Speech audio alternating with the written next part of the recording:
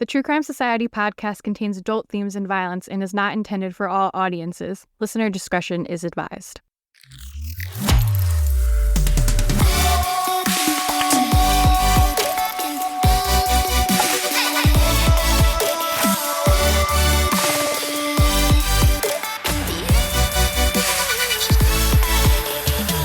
What's up, guys? Welcome to another episode of the True Crime Society podcast with Stephanie and Olivia. I'm sorry if I sound weird right now. I've had like a big fiasco, which I'll get into shortly, but it's just going to be for the little intro, like the very start of this. The rest of the podcast we recorded with my real microphone, so if I sound crappy right now, it'll only be for this little very start, and the rest will be fine. Also, if you don't want to hear us a little chat for 10 minutes, there's a timestamp in the episode notes. You could fast forward all this, go right to the story. So please do that instead of complaining or leaving us a rude review. So I guess my microphone, my recording situation right now, I was on vacation, as I mentioned last week. And of course, I brought my computer, which I didn't even need because I got all my work done before I even left. But I was like, God forbid, like some catastrophe happens with the podcast and I need my computer. So I brought it and I left it there in North Carolina because me and Mike miscommunicated. I asked if he put everything in the car and he said yes, but I guess he didn't realize that there was another bag. And of course, that was the bag with my computer in it. So the most important bag. Yeah. So right now I'm recording this on my cell phone. So that is the quality problem. But I had to get it done for everyone. So here we are. Yeah. Life happens. Sometimes these things happen. You've just got to roll with it. Yeah. So hopefully when I edit, it doesn't sound too bad, but whatever. It's only a couple minutes. Better than me telling everyone too bad, no podcasts. Bye. No intro. Just, yeah. Some people might be happy about that. I know, but we didn't have anything done though. Yeah. So what's up with you? Nothing, pretty quiet here. The kids are now on winter break, which is nice, not having to rush places every day, but it's raining today, but I've got to work anyway after this. So, yeah, not too much going on, but something funny happened to me last week. I hosted book club at my house on Friday night, which you usually host once every 2 years or 18 months or something because there's so many people in the book club. Anyway, so the day before I went to our local supermarket to get supplies like groceries, dips, all that stuff. Anyway, I got back and on my True Crime TCS Olivia Instagram, someone had sent a message saying, "Excuse me, were you just at the shops?" And I was like, oh my God, I can't believe it. And I was looking a mess. It was Thursday night. I'd had enough. I'd been at work all day. I was like, oh my God, could not believe it. She goes, "I thought it was you, but I didn't want to say anything." I was like, oh my goodness. And that the day that someone recognizes me, I'll feel so honored and special, but I'd also fucking die inside. I was like, God, now, because if I'm literally just ducking out to get bread or whatever, I just look a mess all the time. So yeah. gotta have to be more wary now, maybe. That's so funny. I told her I was going to tell this story on the podcast too. She thought that was funny. So yeah, I hope that no one. Well, no, if someone recognizes me, say hi, because I'll be like, oh my God, that's so cool. But I'll also be like, oh my God, they probably thought it was so weird. Because on here, I get imposter syndrome all the time where people are like, oh my God, I'm such a fan. This is so cool. And people are like, I'm like, how do you even know? I feel like we're not really out there much publicly. We have our Instagrams, but that's about it. It just blew my mind. I'm like, wow, that's crazy. Yeah. Even whenever we get an email asking us to do things or anything, because they're like, oh, we saw your podcast, when we did the News Nation interview and things like that. I'm always like, me, a dumb idiot? Do you know who I am? not that smart, not that cool. Yeah, other than that, not too much happening. Just my daughter's got her birthday party this weekend. I'm taking 8 kids to the movies to see Elemental, which is what she really was desperate to do. So that's an easy birthday party for me. Don't have to do anything. Nice. Yeah. What about you? How was your holiday? It was good. I threw up the second day I was there because I overdrank. I don't even think I drank too much. I was just excited and I was drinking a lot of different cocktails, and then I realized I hadn't really eaten anything.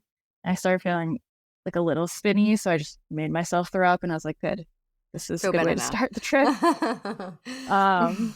But it was fun. I went to the beach. We couldn't swim a ton because there was really bad riptides all week because of there's something called the king tide happening where it floods really bad over there with the full moon. So every day there was probably over 50 riptide rescues. Someone even died Yeah, I did see in a that. riptide. I was reading in Alabama, apparently it's really bad too. Like, I don't know if that's the same phenomenon down there, but yeah, like 20 people getting rescued in one day and stuff like that. It's crazy. Yeah, one of the days there was over 100 Oh around my there. gosh. But the one day I went and I don't love the ocean to begin with. As I've mentioned, I get kind of nervous. So I don't go in that deep anyways. But it was a yellow flag and I was only up to like my stomach really, like where my belly button is. And even then it was a yellow flag. But right when we were leaving soon after that, they changed it to a red flag again. Mm. But the waves weren't rough, but you could feel the undertow was so strong. I couldn't walk in unless if the tide was going out, I had a really hard time walking in. I had to wait for the waves to kind of come and push you back in. So I guess some kids got stuck in a rip current and a guy tried to save them. And of course, the guy that tried to save them ended up drowning. Oh my gosh, that's horrible. Yeah. So, and even my parents are still down there and it's still all red flags. Crazy. The ocean's scary. There's a big bump for the ocean. Yeah, I know lots of ocean themes lately. The Titanic submarine. Yeah. Yep. The orcas, the riptides. It's too much. Oh my gosh. And so I think I mentioned on the last episode too that I got a camera to watch Peep. I don't know if I'd recommend it to anyone who misses their pets because it was good to see when she was just sleeping. Honestly, she slept in her bed most of the time. My other cat was very elusive. I couldn't always see him because it's just my living room, really.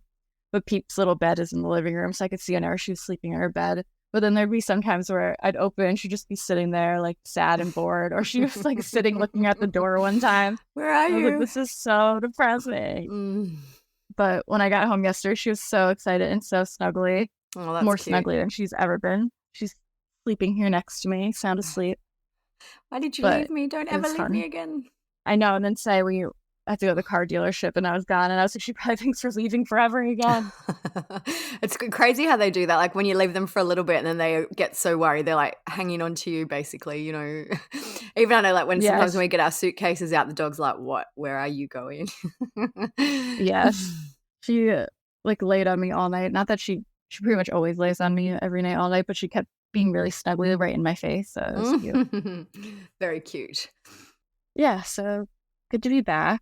What else? You should talk about the Taylor Swift messages because I think that's really funny. The Taylor Swift messages.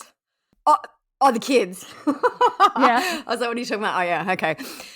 One other kind of big, you know, it shouldn't really be big because it's kind of stupid, but thing that happened last week is we managed to get Taylor Swift tickets. It was such a debacle, the whole system. Like I feel like it maybe wasn't quite as bad as what happened in America, but basically we had to log on Wednesday. There was a pre-sale. I was online all day, like literally all day, didn't get through once. And I was like, oh, okay, you know, fair enough.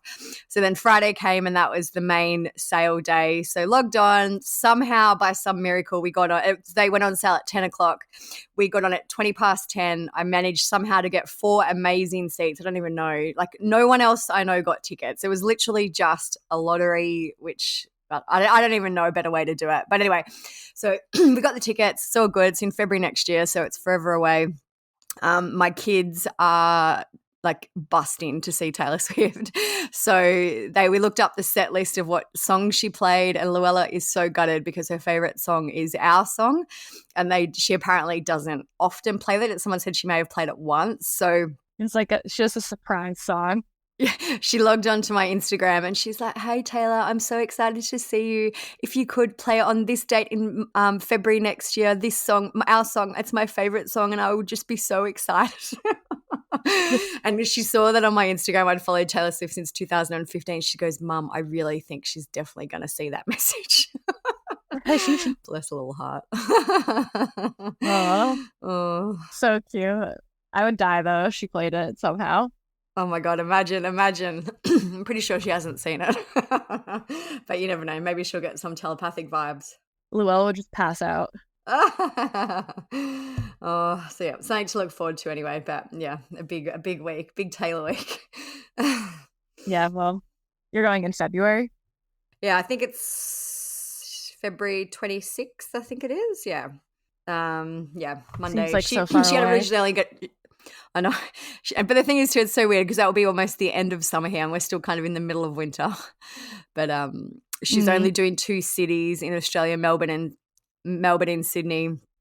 So we're going to Sydney, which is good. So yeah, I'm glad we got tickets, but it was a process, definitely. Yeah, crazy. Crazy. That's that crazy everywhere. Yeah. I feel like it's even getting crazier. Maybe it's just now because it's more on my radar. Like I haven't really paid attention to it before, but now I guess my phone also listens to me because every time I log onto Instagram, it's just every Instagram reel is about Taylor Swift. So is mine because I talked to you and Marissa and Kelly, and Taylor Swift just always comes up, and so much of my algorithm is Taylor Swift. I like Taylor Swift, but I'm not like a massive fan where I'm Googling her all the time. And now our phones will hear us talking about her again now, so we're screwed. Yeah, we get another week of Taylor Swift reels. Yeah, it seems never ending, but I don't mind. My problem is that then I watch them because their concerts are so cool that I'm like, oh, let me see like what's going on. So my phone's like, okay, you're into it. And all I have to do is start watching a few more food reels and then it goes back to its usual content. Yeah. As far as podcast info, a lot of people have been asking us about if we're going to talk about the Delphi stuff and the Harmony update. We're right now, unless something major happens, we're going to be doing that one for next week. So that'll be that one. We'll go over some updates with Delphi, Harmony, and some of the Moscow stuff about the death penalty that Brian is going to get. Maybe. Yeah, hopefully. This week we are going to be talking about Hannah Up, which we mentioned last episode. She is another I guess not tourist because she kind of lived there at the time, but American woman who went missing abroad. Hers is very mysterious because she actually, this would be the 3rd time that she's gone missing. She has a very rare it is rare, right? Condition. Yeah, rare condition. Yeah. Where she basically forgets who she is, and that's how she kind of ends up disappearing. She's been missing since 2017, and as of today, she still hasn't been found. It's very mysterious, and we're going to get into her story today. It was a Category 5 hurricane, Irma. A storm unlike any the Caribbean paradise of St. Thomas had seen before. It was in some ways a perfect storm of chaos. If someone's going to vanish from the island without any trace, it could have happened then. And that's exactly what happened. 32-year-old Hannah Up, a beloved teacher at a local Montessori school, had ridden out the storm, only to disappear 8 days later. We were supposed to have a staff meeting. Hannah didn't show up. Nobody had seen her. And then I went to her house, and she wasn't there, and her car wasn't there. She drove down to Sapphire Beach, which was her favorite beach. Inside the car were all of her personal items. There was no sign of foul play. She simply vanished. What many people didn't know is that this was not the first time Hannah had disappeared. I did not know about her previous disappearances. Almost 10 years before, Hannah went missing in New York City. She was found barely alive, floating face down in the New York harbor. No memory of where she'd been for the past 3 weeks. Doctors diagnosed her with dissociative fugue. Dissociative fugue means that you have a period where suddenly you've lost your autobiographical memories, the memories that define you as you, but not necessarily other memories. Who are you? This rare disorder is sometimes known as the Jason Bourne syndrome. What's your name? I don't know. From the wildly popular movies about a CIA assassin who doesn't know who he is, but remembers his training. So Hannah Upp was 32 years old when she vanished in St. Thomas in the U.S. Virgin Islands in 2017, and to this day, she is still missing. Hannah's mother is Reverend Barbara Bellis, a United Methodist pastor, and her father, David Upp, is also a pastor. Her brother ended up in the Navy, and he was stationed in Japan. Hannah grew up in Oregon around Japanese American churches. Both of her parents are American, but Barbara taught in Japan and is fluent in Japanese. Another Japanese one. You just love Japan. Every episode's going to be about Japan from now on. Hannah's parents divorced when she was 15, and their divorce was not amicable, and they did not speak following it. She graduated from Pennsylvania's Seven Sisters School in 2007. She then moved to New York City, where she taught at Thurgood Marshall, volunteered for AIDS organizations, and worked towards her master's degree in education at Pace University. So her family was very religious, if you didn't pick that up from everyone being a pastor and all that. I included like the information about her parents' divorce and things like that, because when we get into her kind of mental condition, people always, well, one of the theories is that it was caused by kind of childhood trauma. So it might be related, which is why, everyone's like, well, why does it matter if they got divorced? That's why we've included it. It may have contributed to what happens to her later. Yeah. Hannah was an avid traveler and had traveled to places such as Ghana and Poland in her younger years. Like we mentioned in our last episode, this is not the first time Hannah has gone missing. She's actually gone missing a handful of times. She first went missing in New York City in 2008 when she was 23 years old. This article is from the Daily News that talks about that. It said, Hannah Upp was last seen by a friend around 2 p.m. last Friday as she was getting ready to leave her Hamilton Heights apartment for a school function at nearby Thurgood Marshall Academy. She was about to start her second year there teaching Spanish as a New York City teaching fellow. Her friend Anne Huntwork said, the thought that she would walk off right before school started just doesn't sound like her. It doesn't sound like she left on her own free will. It's very scary. Hannah last used her debit card that day to go to a movie alone in Times Square, and told her friends that she was spending the weekend at her mother's home in Philadelphia. When she hadn't returned Monday, her roommates began to panic. Calls to her cell phone went straight to voicemail, and calls to her friends turned up more people concerned for her whereabouts. The roommates' worry grew when they went to Hannah's room and found her keys, her phone, her ATM card, her Metro card, wallet, and passport. Her friend Amy Scott said everything that could identify her was in her room. It's usually not a good sign because people need all that stuff to function out in the world. Well, especially in New York, you definitely need your Metro card and your, ATM. Maybe, you could probably not worry about the passport, but you'd need those two things at least. And your keys, your phone. Sure, you could get around without them, but... So Hannah was spotted at the Apple store in Midtown Manhattan, and her mother identified her by CCTV. And 2 days after that sighting, she was seen at a Soho Starbucks. There's a really comprehensive article by The New Yorker, so that's where this following information comes from. It says on September 16th, the 20th day that Hannah had been missing, so she was missing for a while, the captain of Staten Island Ferry saw a woman's body bobbing in the water near Robbins Reef, a rocky outcropping with a lighthouse south of the Statue of Liberty. 2 deckhands steered a rescue boat towards the body, which was floating face down. One of the men said, I honestly thought she was dead. A deckhand lifted her ankles and the other picked up her shoulders. She took a gasp of air and began crying. When she was taken to the hospital, Hannah was able to tell doctors the name of her mother. Barbara, her mother, said that Hannah looked both sunburned and pale, like she'd been pulled behind a boat for 3 weeks. The first thing she said was, why am I wet? She was treated for hypothermia, dehydration, a severe sunburn on the left side of her body, and her condition rapidly improved.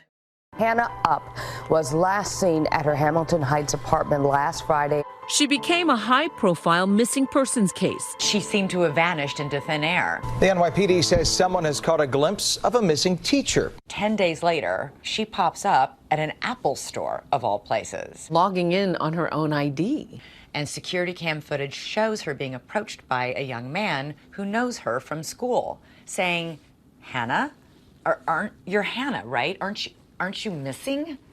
And she says, no, I'm not Hannah, and walks away. So a person who has psychogenic fugue to people on the outside may look completely normal. They're doing things, They know how to do things. They understand the world at large. They don't appear to be distressed. They're just in an altered state. 4 friends came to the hospital that afternoon. Manuel Ramirez, her roommate, said, "She saw me and smiled and said something like, 'I hope they release me soon because I have to set up my classroom.' She clearly didn't get that 3 weeks had passed." Hannah told police that her last memory was going for a jog in Riverside Park on the day she vanished. I saw, when I was reading some more about this, I think that they said they suspected she'd just been kind of swimming in the Hudson River and then sleeping on the shoreline in places. That's how she got really sunburned on one side, maybe, like she was laying on her side. Oh.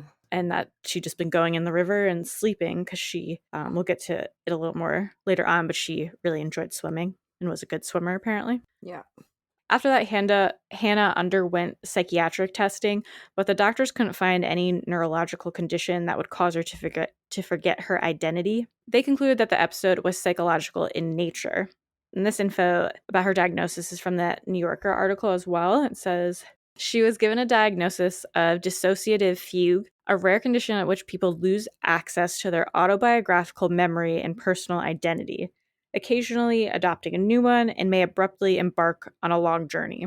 The state is typically triggered by trauma, often sexual or physical abuse, a combat experience, or exposure to a natural disaster, or by an unbearable internal conflict. A year after her recovery, Hannah left New York and went to live with Barbara at Pendle Hill. Pendle Hill is a Quaker center welcoming all for spirit-led learning, retreat, and community. Their vision, it says, "Our vision, to create peace with justice in the world by transforming lives." So a cult. It's like a religious commune, kind of, I guess. Like they live there. Yeah. Like it still exists. There's a website you can check out. It's PENDLE Hill. But yeah, it sounds like, I feel like Hannah always seemed like she was searching for something like spiritually, which maybe led her there. So Hannah worked in the kitchen and attended daily meetings for worship, a half hour of silence. She dated an intern there named Patrick Rosel. He later told the New Yorker that Hannah gives so much to other people that at a certain point there's literally nothing left and she departs from herself. Hannah worked there for 3 years before taking a job as a teaching assistant at a Montessori school for underserved children in Kensington, Maryland. Patrick spoke about the job and Hannah's devotion to it. He said, "She flung herself all of her weight into learning Montessori, internalizing Montessori, loving Montessori." So if you're not familiar with what Montessori is, it's the Montessori principle, Maria Montessori's notion of education capable of saving humanity. By protecting the autonomy of children, society would become more loving, peaceful, and unified. I think it's like controversial, isn't it? yeah, it's Or just alternative, yeah. Alternative. Like there are Montessori schools here. I feel like it's not as like structured as, for example, a mainstream school. Like, mainstream school have the periods and classes per day, and whereas Montessori, it's a lot more led by the children. Yeah. Yeah. That makes sense. On the morning that Hannah was due to take her first class, Barbara got a call from the police. They told her that Hannah's purse, wallet, and cell phone had been found on a footpath in Kensington. They said that Hannah had been seen walking quickly away from the school in the wrong direction. Barbara found out that nobody had talked to Hannah in the 24 hours prior to this incident. In the New Yorker article, it said, the next day at 10:30 p.m., Barbara received a call from an unknown number. Okay, so Barbara, talking about the phone call, said, all she said was, "Mom." Hannah found herself in a dirty creek in a residential area in Wheaton, Maryland. A mile and a half from her school, there was a shopping cart beside her. Barbara's housemate at the time, Jennifer Beer, recalled that Hannah regathered herself instantly. It was sort of like her soul getting sucked back in. Hannah walked to the closest commercial area and borrowed a stranger's phone. She realized that she'd been walking around for more than 2 days. Two things I find kind of interesting before we go on is that both times so far that she went missing were right before she was meant to start her school. Mm-hmm. Like she was meant to, both days, it sounds like it was literally right before. And then, both times she ended up in the water. Mm-hmm. Hannah ended up starting her job and she remained in Kensington for another year. She was then hired to teach at a Montessori school for preschoolers in St. Thomas in the U.S. Virgin Islands. So when Hannah's mother found out that she was planning to go to the Virgin Islands, she was worried that she may have another kind of fugue episode. The police in Maryland had proposed using a type of ankle bracelet designed for people who are under house arrest as a way to track where Hannah was. But Barbara said she didn't want to pursue it. She refused to be defined by this, and I chose to honor her decision. She said, I had to be clear that I'm not living my daughter's life. She's living it, and she needed to have the freedom to make choices. Good for her, but I would have been like, please put a tracking device on me. I know, even like, I guess back then this, when this happened, this was a few years ago, but even like a smartwatch, at least that would be a way. Anyway. Yeah, like location sharing. Yeah. So when Hannah got to St. Thomas, she loved it. A parent of one of her students described her as a modern-day Mary Poppins. The head of the school, Michael Bourne, said that whenever a parent showed up for a tour, we took them to Hannah's classroom. So it seemed like she was doing really well there. All the kids loved her. All the parents loved her. She was really so absorbed by the Montessori theory that she even took a trip to Maria Montessori's grave, which was on the Dutch coast. Hannah believed that her physical health was integral to the upkeep of her mental health, and she started doing long ocean swims. She could swim to cays up to 2 miles away. That's a long way in the ocean. Yeah. That's crazy. So she seems like she was a very strong swimmer. She was always drawn to the water, very capable. Mm-hmm. On September 6, 2017, Hurricane Irma hit St. Thomas. Wind gusts during the storm were recorded up to 185 miles per hour. St. Thomas was essentially destroyed by this storm. Suzanne Carlson, who's a reporter at the Virgin Island Daily News, told The New Yorker, I heard a lot of people say, this is it, St. Thomas is over. Hannah texted friends that she was safe, but the island was devastated. She wrote to them, I don't recognize anything. So there's some photos that I'll put on the blog. It's flooded. It's debris everywhere. It would be destroyed. I can't even imagine trying to come back from something like this on a small, tiny island. I know. And then like another storm coming too. Yeah. So Manuel, who was Hannah's roommate at the time that she went missing in New York, that he kept in touch with her, they had kind of an inside joke. In a 2008 article about her disappearance, Hannah had been described as a friendly vegetarian who constantly experimented with new dishes. So as a way of keeping in touch with her, they had kind of a code word. After that storm, Manuel texted her, friendly vegetarian, and Hannah wrote back, I like to try new dishes. That was kind of their code for, yeah, I'm fine. That's cute. Yeah. Because if she was having an episode, she probably wouldn't know the response, I'm guessing. Yeah. So after the storm, Hannah went to the home of Joe Spallino, who was her ex-boyfriend, to check on him. She found that basically everything was gone. All his belongings were gone. He was gone. He had raced to a marina to get on a Mercy ship, which were ships that were basically getting people off the island. Hurricane Maria was another Category 5 storm, and that was scheduled to hit St. Thomas 2 weeks after Hurricane Irma. Hannah drove to the marina to say goodbye to Joe, and after she left there, she never used her phone again. Her colleague, Norma Bollinger, asked her the following day to help prepare the school for the next hurricane by taking pictures off the wall.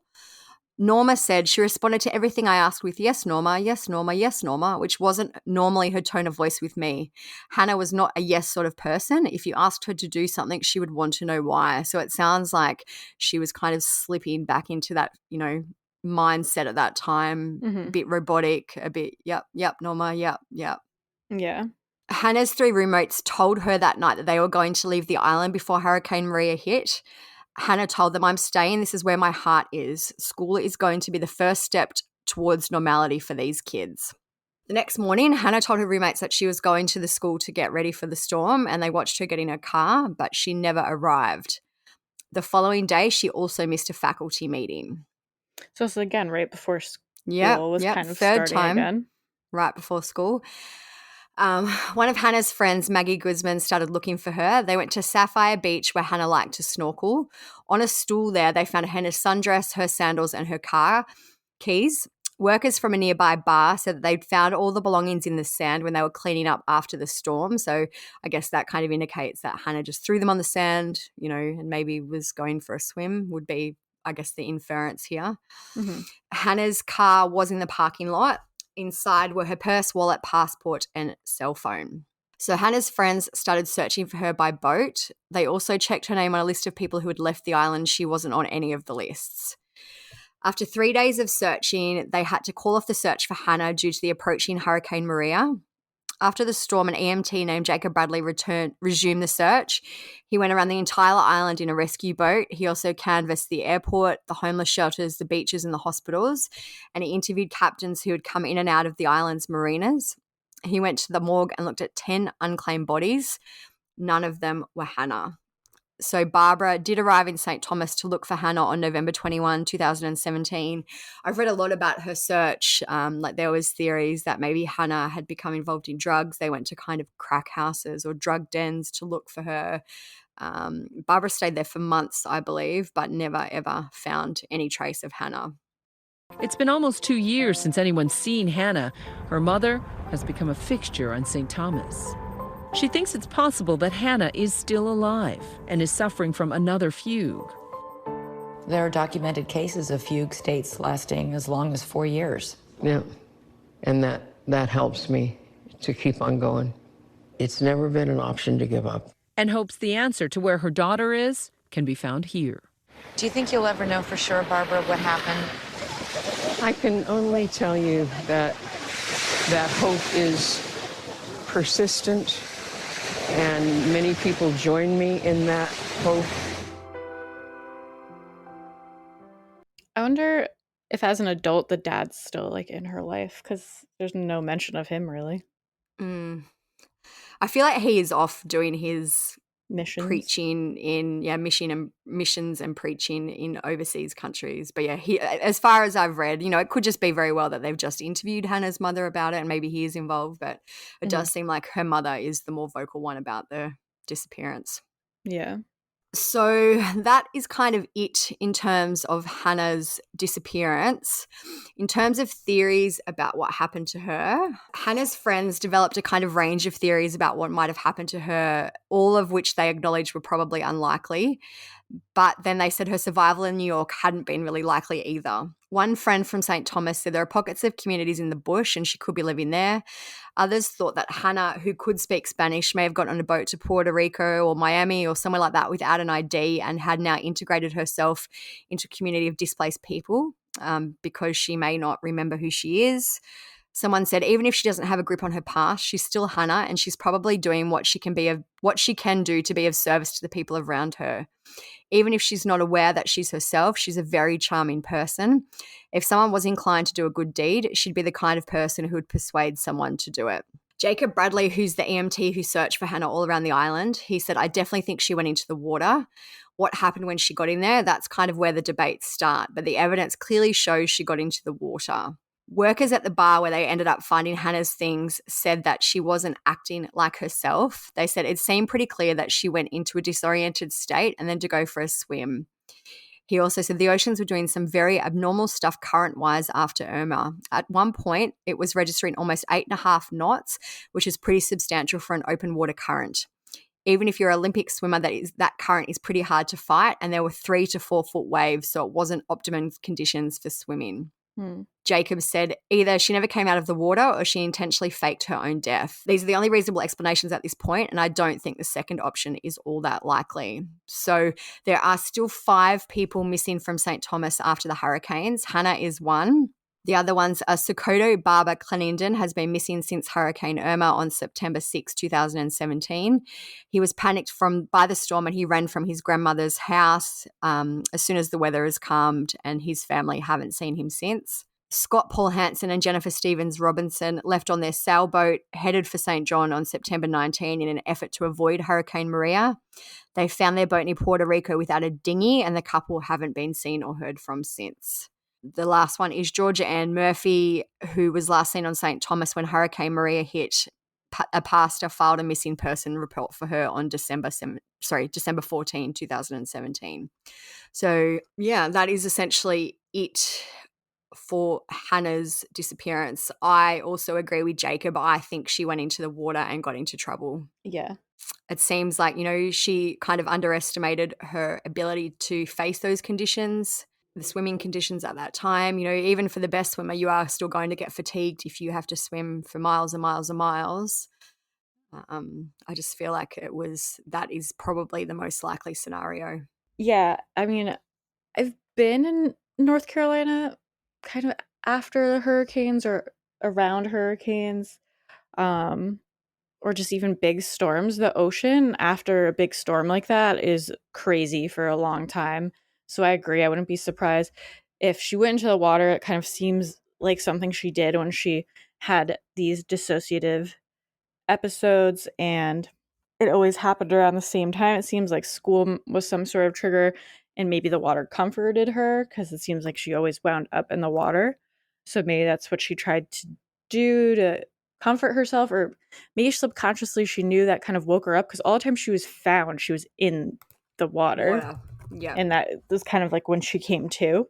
But the ocean and the currents were probably really, really strong.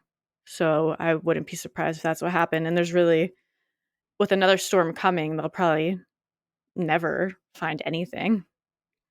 And even like when you just think about all the debris that would have been in the water after the storm, Mhm. it would have been horrible conditions. Yeah, I don't think she's still alive, even though, like they said, the whole New York thing, she was missing for 20 something days. You kind of at that point wouldn't really expect the best news either, even though it's still not totally out of the question. But I think this time she's not just out running around somewhere, especially after this long now. I guess the only possible scenario where she would be alive is, as mentioned, that she doesn't know who she is. And maybe the storm and the kind of aftermath was just so triggering and so detrimental to her mental health that she somehow did get off the island and really, really doesn't know who she is. I definitely don't think she's still in St. Thomas if she is alive. I feel like she somehow got somewhere else, but I just feel like really probably the most likely scenario is that she passed away in the ocean after it. Yeah, because even if she did go somewhere else with absolutely no identification or anything like that, you can only get so far in life. You can't open bank accounts. You can't really get jobs. I guess in other countries, maybe you can, depending where you are, but I feel like it'd be very hard to get by with having no idea who you are and no like papers, essentially. You made an interesting comment before we started recording that you'd read that someone commented, maybe this is what happened to Judy Smith, which we did another episode on her, which she kind of ended up hundreds and hundreds of miles away, deceased and murdered. But we don't know how she got there, why she was there. It seems like for some reason when people have this, because I was reading more about it on Reddit, and there was a couple people who also have had this happen to them. And both of the people's comments that I was reading about, they woke up not like hundreds and hundreds of miles away from home, but substantially far away from like their home and where they belonged. It seems like for some reason when this happens, it makes you want to go and travel and go far away. Like you're not resting, you're just keep going. And people end up in totally different places than they're used to. Yeah. It's very interesting. But I saw a lot of people also asking, has anything come out about some trauma that she's endured as a child?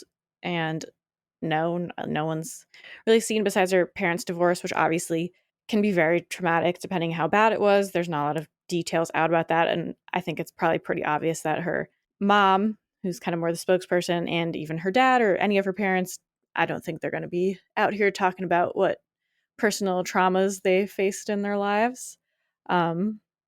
I did also see people were saying, I guess there was a documentary about this where they said that in college, Hannah might have been dating girls and was interested in girls. So being from a religious family, some people speculate that that could have been that inner turmoil. Maybe she was struggling with her sexuality, with her parents being very religious. I don't know how they'd feel about that, though I've seen that her mom is kind of more progressive, but maybe that was just an internal battle with her. Yeah, that's interesting. Yeah. And I'm guessing too, like, obviously there's probably things that have happened in their family that they don't want public. So we actually don't know what could have maybe been a trigger for Hannah. Yeah, it's just interesting. Every time started with school and ended in the water. And it's at the same time every year. Like, not obviously not the exact same date, but around the same time every single year. Mm-hmm. Or every year that it happened. Yeah. Just makes you wonder what it could mean. It's kind of interesting when you look up other people who have got the same condition, the dissociative fugue.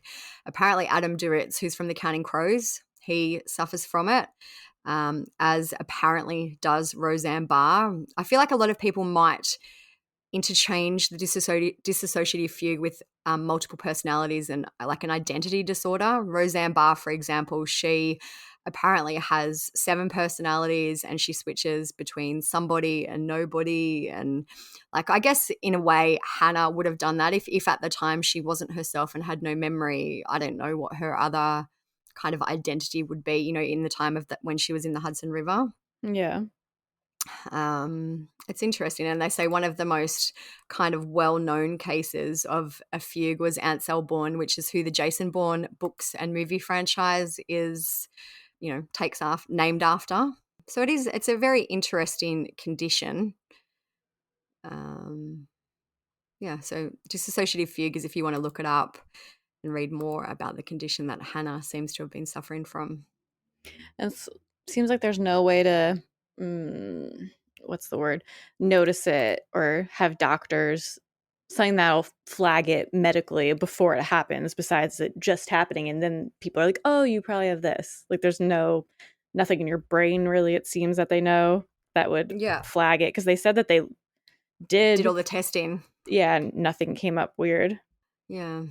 I do really recommend the New Yorker article too. It's called How a Young Woman Lost Her Identity. It's very, very, very comprehensive. It goes into a lot of details about the fugue state, lots of details. Like it's almost a novel. I absolutely recommend it if you want to learn more about this case. And there is some sort of documentary. I don't know off the top of my head. I saw people talking about it on Reddit. I'm sure if you just search her name in documentary, it'll come up. But yeah, I'll look and see if I can find it. Oh, yeah. So there's one called Vanished in Paradise about Hannah. That was it.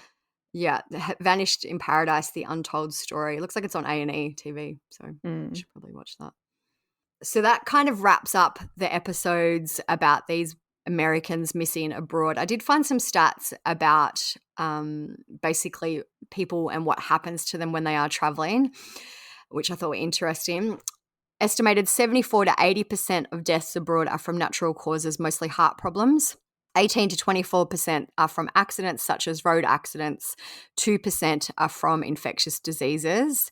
And in terms of the average non-natural deaths abroad, 27% are vehicle-related, 19% homicide, 12% suicide, 13% drowning, 14% other accident, 7% undetermined, 3% air accident, 2% terrorist, 2% drug-related, which I actually thought it would be higher for drug-related. Yeah, right.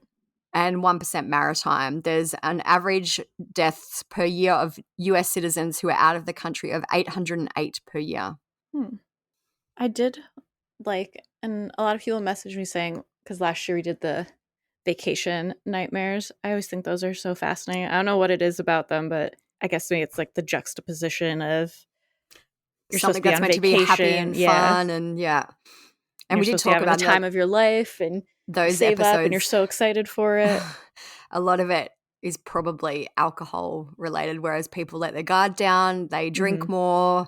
Sometimes that don't know the area as well, the people as well, usually. Yeah, true. I could probably have a whole spin-off podcast on just vacation nightmare type stories. I love them, which sounds horrible. I don't love them. I just think they're so interesting. Yeah, it is fascinating to me. And even like over the years, there's been cases that I've followed of people who are still missing. Like there's one guy, Ryan Chambers, who is an Australian who went missing in India, I think over 20 years ago. And he's still missing. But I guess in countries like that, just the search, especially 20 years ago, wouldn't have been comprehensive. You know, it would be much easier to fall through the cracks. And a lot of times the story, there's always something obscure, something strange. It's hardly ever straightforward. There's always like a weird twist where the toxic alcohol and things like that. It's always something weird. Yeah. It's and it's just crazy how quickly something can happen, even to a very experienced, like in Patty's case, for example, a very experienced traveler. It just takes one slip of the foot or one wrong decision, you know, that's it. Well, and people who are bad people, I think, target tourists as well because they're out of their element, kind of. Yeah. They know that they're probably a little bit more vulnerable. A little more confused than maybe should be. Yeah. Yeah. So maybe we'll have to do one of those this summer. Well, my summer. Yeah. So if you have any good ones, send them my way. Let us know. But yeah, would love to know what you guys think. Maybe I'll make a poll for this one, and I'll make a poll for Patty too, and I put it out. See what everyone thinks about these. Yeah, that would be interesting to know. All right. Well, that is it for this one. I mean, if there is some sort of update for whatever reason, I'll add in a clip or an update. But kind of seems unlikely, unfortunately. But we'll have a blog on this case like we do with every episode. If you want to see pictures and learn more about it, clips, sources, all that at truecrimesocietyblog.com. Follow us on Instagram, where we're always posting current stuff and updates at True Crime Society. My personal account is StephSum_. Olivia's is TCS Olivia if you want to see what we're up to. And if you are listening on Spotify or really any podcast platform, make sure you're following us, subscribe, whatever the little button is, whatever term it is on that platform. Please do it because it's a big help to us, especially in the summer where numbers are a little bit down. It's a big help to us. And if you guys could share the podcast, tell your friends about it, share it to your Instagram, all those things, you know, all the good stuff. So stay safe out there, everyone. Thank you for listening. Peace out. See ya.